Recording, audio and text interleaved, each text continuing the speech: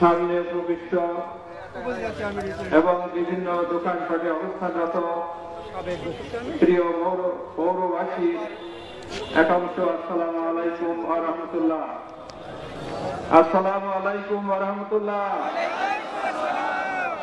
অনেকক্ষণ বসে থেকে একটু জড়াই গেছে নাকি? সবারই তো উপস্থিতি, আল্লাহর শুকর আদায় করে শেষ করার উপায় নেই। দীর্ঘ 15টি বছর শুধু নয়, এরও পিছনে একটু যেতে হয়।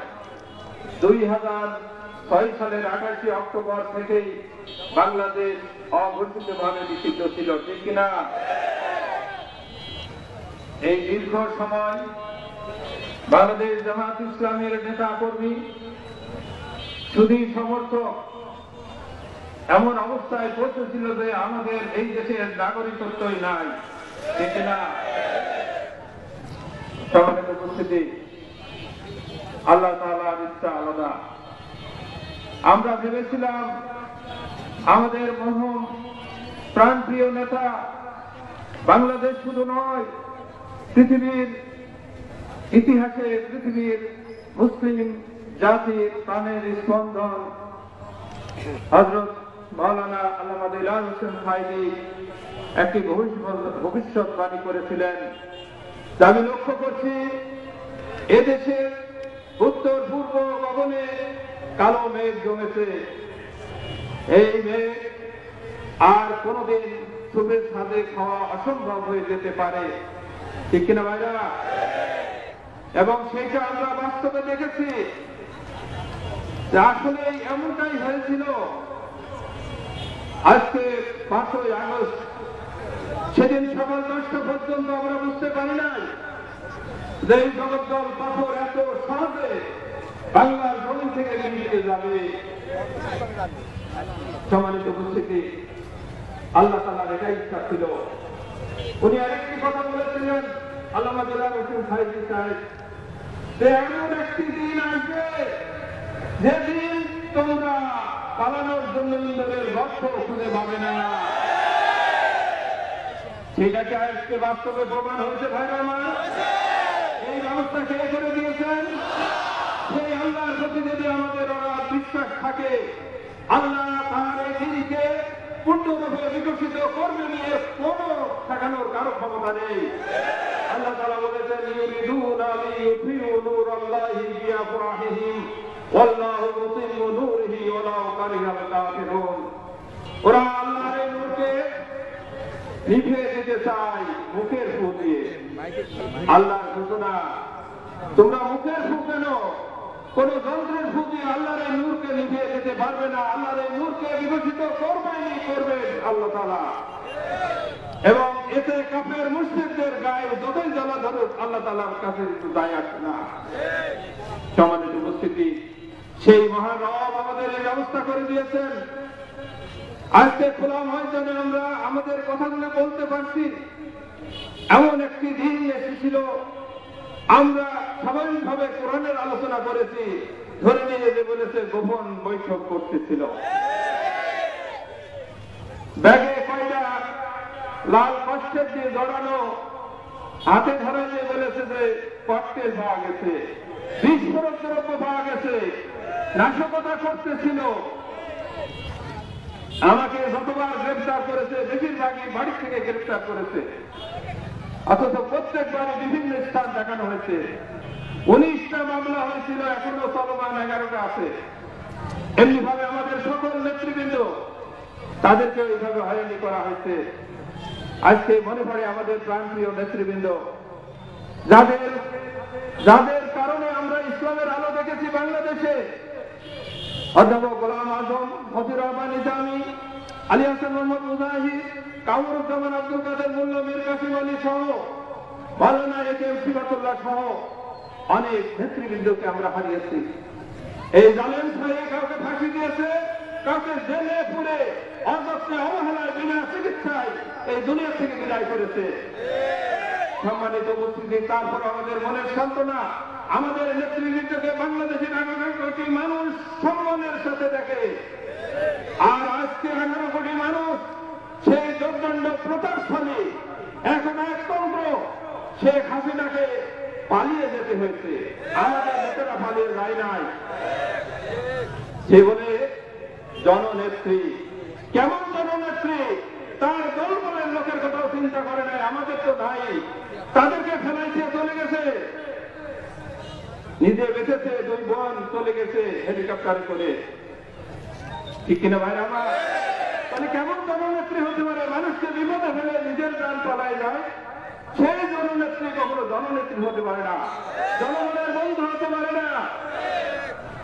প্রিয় ভাইরা আমার, আমরা মনে করি এই কৃতিত্ব আমাদের নয়, আমাদের এই দেশের তরুণ তরুণীরা, ছাত্র জনতা আল্লাহর সাহায্য নিয়ে ময়দানে নেমেছিল, আল্লাহর সাহায্য নেমে এসেছিল।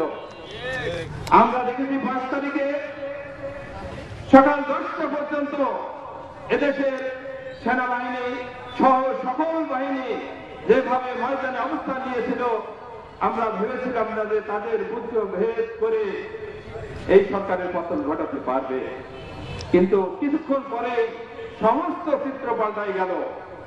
তখন আর্মি জনতা ভাই ভাই হয়ে গেছে, কোলাকুলি করছে, তাদের সাধারণের উপর নাচানাচি করছে। এই চিত্র দেখেন না আপনারা? এই সাহায্য কে করেছিলেন? সেই রবের শুকরিয়া আদায় করে শেষ করার উপায় নেই বাংলার জনগণের। সম্মানিত উপস্থিতি, বাংলাদেশ জামাত ইসলামী দীর্ঘ পরিক্রমা অতিক্রম করেছে, চরম জুলুম এবং নির্যাতনের শিকার হয়ে বাংলাদেশের জামাত ইসলামী ছাত্র শিবিরের হাজার হাজার মামলা, লক্ষ লক্ষ নেতা কর্মীর মামলা নিয়ে এখনো ঘটছে কোর্টের বারান্দায়। সম্মানিত উপস্থিতি, আজকে আল্লাহ তাআলা আমাদের একটু সহায় সুযোগ করে দিয়েছেন। আমরা এই দেশে রাষ্ট্রীয় ক্ষমতায় যেতে চাই না, আমরা এই দেশকে সুখী সমৃদ্ধশালী একটি ইনসাফপূর্ণ রাষ্ট্র দেখতে চাই, যে আল্লাহর আইন এবং সৎলোকের শাসনের মাধ্যমে ইনসাফ কায়েম করতে চাই, তাদেরকে আমরা সহযোগিতা করতে রাজি আছি। ঠিক কিনা ভাইরা? বাংলাদেশ জামাত ইসলামী দলীয় ভাবে ক্ষমতায় যেতে চাই না, বাংলাদেশ জামাত ইসলামী এদেশে আল্লাহর আইন এবং সৎলোকের শাসন কায়েম করতে চাই, কোরআনের রাজ কায়েম করতে চাই, সেই লক্ষ্যে কাজ করে যাচ্ছে। আর এই কাজটা যারা করে তাদের পরীক্ষা দিতেই হয়, এমনি এমনি এই কাজটা হয় না, এমনি এমনি এই কাজটার মাধ্যমে জান্নাত পাওয়া যায় না। আল্লাহ তাআলা বলেছেন, হাসিবুন নাস আয়াতরুকা ইয়াকুলু আমান্না ওয়া হুম লা ইফতানুন ওয়া লাকাদ ফাতানা আল্লাযীনা মিন ক্বাবলিহিম ওয়া লা ইয়ালামান্না আল্লাযীনা সাদাকু ওয়া লা ইয়ালামান্না আল-কাযিবিন। মানুষই দেখে মনে করছে তাদের এমনিতেই জান্নাতে ছেড়ে দেব, কখনোই নয়। অতীতে পরীক্ষা করেছি, এখনো পরীক্ষা করে দেখতে হবে কারা দিনের এই আন্দোলন করতেছে সকল ধরনের পরীক্ষা মোকাবেলা করে তার ইমানের দাবিকে সত্যে পরিণত করে, সেটা আমি দেখতে চাই না কারা মিথ্যাবাদী। সম্মানিত ভাইরা, দীর্ঘ সময় আপনারা কথা শুনেছেন, আমি আপনাদেরকে শুধু বেশিক্ষণ বলতে চাই, এই মিরপুরবাসীকে বলতে চাই, এই মিরপুরবাসী বাংলাদেশ জামাত ইসলামীর যারা নেতা কর্মী আছে তাদের সম্পর্কে আপনাদের সব ধারণা আছে, ঠিক কিনা? সারা দেশের ধারণা না থাকলেও মিরপুরবাসী ধারণা আছে। এই মিরপুরের ব্যবসায়ী ভাইরা আমাদের সম্পর্কে ধারণা রাখেন। আমাদের কোন নেতা কর্মী আজ পর্যন্ত আপনাদের যখন একটি চকলেট বাকি নিয়েছে, অথচ আমাদের কাছে রিপোর্ট আছে অনেক ব্যবসায়ীকে গোপনে চাঁদা দিতে হয় তার জীবন রক্ষার্থে, ব্যবসা রক্ষার্থে। আমরা এমন একটি সমাজকে চাই যে ব্যবসায়ীরা চাঁদা দিয়ে তাদের ব্যবসা করতে হবে, চাই নাকি আমরা? আমরা চাই না। আমরা চাই প্রত্যেকের সমান অধিকার আছে, ব্যবসা করবে নির্দ্বিধায়, নিঃসংকোচে, নিরাপত্তার সাথে তার ব্যবসা চালাবে, যার যেরকম সামর্থ্য আছে। কোন ব্যক্তি চাঁদা দেবে না, এমন একটি সমাজকে আমরা চাই। সেই সমাজ যদি আমরা চাই, আমরা ভয়হীন একটি সমাজ চাই, ক্ষুধা দারিদ্র্যহীন একটি সমাজ চাই, মানুষের মৌলিক অধিকার প্রতিষ্ঠিত হোক এমন একটি আমরা সমাজ চাই। আমরা এই কথাগুলি সফলভাবে মানুষের কাছে দীর্ঘ 15-16 বছর আমরা পৌঁছাতে পারি নাই। কেন পারি নাই আপনারা জানেন। এই মিরপুরবাসী, মিরপুর পৌরবাসীর কাছে উদাত্ত আহ্বান থাকবে, আগামী দিনে বাংলাদেশটা একটি সুখী সমৃদ্ধশালী বাংলাদেশ আমরা করতে চাই। এমন একটি সুশাসন আমরা দেখতে চাই, শাসন ক্ষমতায় যারা থাকবে তারা কোনো চাঁদাবাজি করবে না, লুটপাট করবে না, ঘুষ দুর্নীতির সাথে থাকবে না, অনিয়ম করবে না, মানুষের উপর জুলুম কায়েম করবে না। এমন একটি সমাজই তো আমরা দেখতে চাই, নাকি ভাইরা? এই জন্য মিরপুর পৌরবাসী সহ মিরপুরবাসীকে জানাতে চাই, আসুন আগামী দিনে আমরা এই দেশটাকে সোনার বাংলায় পরিণত করতে চাই। সোনার বাংলায় পরিণত করতে হলে এমনি এমনি সোনার বাংলা গড়া যাবে না। সোনার বাংলা গড়তে হলে সোনার মানুষ নয়, ঠিক কিনা ভাইরা? যারা দুর্নীতি করবে, লুটপাট করবে, ঘুষ বাণিজ্য করবে, তারা সোনার বাংলা গড়তে পারবে ভাই? তার বরঞ্চ আমরা দেখলাম 54-55 বছর বাংলাদেশ স্বাধীন পার হয়ে গেল, এক একটি সরকার এক এক সময় ক্ষমতায় এসেছে, সোনার বাংলা করতে পারে না, ঠিক কিনা? মানুষের নিরাপত্তাহীনতার মধ্যে বাস করতে হচ্ছে। আমরা সেই সমাজ করতে চাই যে সমাজে শোষণ থাকবে না, জুলুম থাকবে না, বঞ্চনা থাকবে না, লুটপাট থাকবে না, জেনারেল থাকবে না, হক ফতোয়ামি থাকবে না, চুরি ডাকাতি থাকবে না। এমন একটি সমাজে আমরা করতে চাই, রাজি আছেন না সবাই? সেই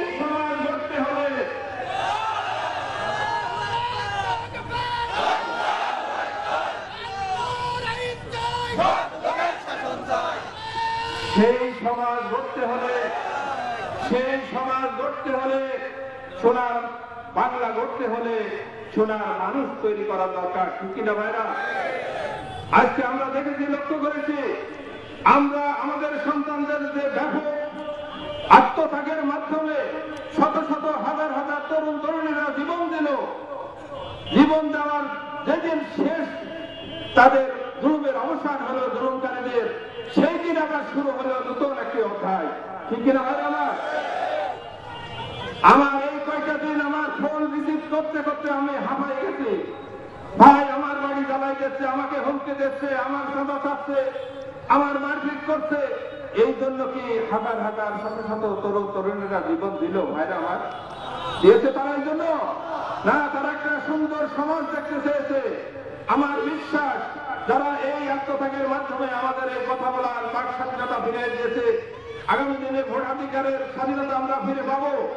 সেই সমাজ, সেই যুব সমাজ, তরুণ সমাজ কোন অন্যায়কারীকে ছেড়ে দেবে না বাংলাদেশে, আর কোন লুটপাটকারীর বাংলার মসনদে যেতে পারবে না, কোন ঘুষখোর বাংলার মসনদে যেতে পারবে না। আগামী দিন সোনার বাংলার জন্য এদেশের আল্লাহর কোরআনের রাজ প্রতিষ্ঠিত হবে ইনশাআল্লাহ। সেই কোরআনের রাজ প্রতিষ্ঠার জন্য আমাদেরকে শপথ নিতে হবে। আল্লাহ রাব্বুল আলামিন আমাদের কোরআনের রাজ প্রতিষ্ঠার জন্য এই দুনিয়ায় পাঠিয়েছেন। আমরা ভয় করবো একমাত্র আল্লাহকে, ঠিক না? আমরা আল্লাহ ছাড়া কাউকে ভয় করবো না। যে কোনো ধরনের অন্যায়ের বিরুদ্ধে আমাদের চ্যালেঞ্জ থাকবে। যেই হন না কেন, যে দলের পরিচয় আপনি দেন না কেন, কোন অন্যায়কারীকে অন্তত মিল করে আমরা ছেড়ে দেবো ইনশাআল্লাহ। রাজি আছি আমরা? আল্লাহ তাআলা আমাদের সবাইকে আজকের এই সমাবেশে এসে আমরা যে শপথ নিলাম, আগামী দিনে সুন্দর একটি দেশ গড়ার জন্য, মিরপুরকে গড়ার জন্য, বাংলাদেশকে গড়ার জন্য আমরা এখন থেকেই কাজ করে যাব। আমাদের সাময়িক বিজয় হয়েছে, পরিপূর্ণ বিজয় এখন আমাদের সামনে আসে নাই, ঠিক কিনা? যেদিন আল্লাহর আইন এবং শাসনের শাসন প্রতিষ্ঠিত হবে, সেদিনই আমাদের আন্দোলনের পরিসমাপ্তি ঘটবে, তার আগে নয়। আমরা রাজি আছি ভাই আমার? আল্লাহ তাআলা আমাদের সবাইকে তৌফিক দান করুন। অনেক সময় ধরে আপনারা কথা শুনেছেন, অনেক নেতৃবৃন্দের গুরুত্বপূর্ণ কথা শুনেছেন। আমি শুধু এই কথা বলে শেষ করতে চাই, আমাদের কাজ কেবল শুরু, আমাদের কাজ সবেমাত্র শুরু, শেষ হতে এখনো কতদিন লাগবে মহানবী আমাদের ভালো জানেন, ঠিক কিনা? এই জন্য আসুন আমরা সবাই সেই দীপ্ত শপথ দিয়ে আমরা এখান থেকে ফিরে যাবো। আপনারা কষ্ট করেছেন, আপনাদের মোবারকবাদ, মিরপুরবাসীকে মোবারকবাদ, মিরপুরের সকল ব্যবসায়ী মহলকে মোবারকবাদ, মিরপুরের সুপ্রিয় সাংবাদিক বৃন্দকে মোবারকবাদ এবং সর্বশ্রেণীর মানুষকে মোবারকবাদ জানিয়ে আমার কথা শেষ করছি। আল্লাহ হাফেজ। বাংলাদেশ জিন্দাবাদ, বাংলাদেশ জামাত ইসলামী জিন্দাবাদ। সুবহানাকা আল্লাহুম্মা বিহামদিকা আশহাদু লা ইলাহা ইল্লা আনতা আস্তাগফিরুকা ওয়া আতুবু ইলাইক। আসসালামু আলাইকুম।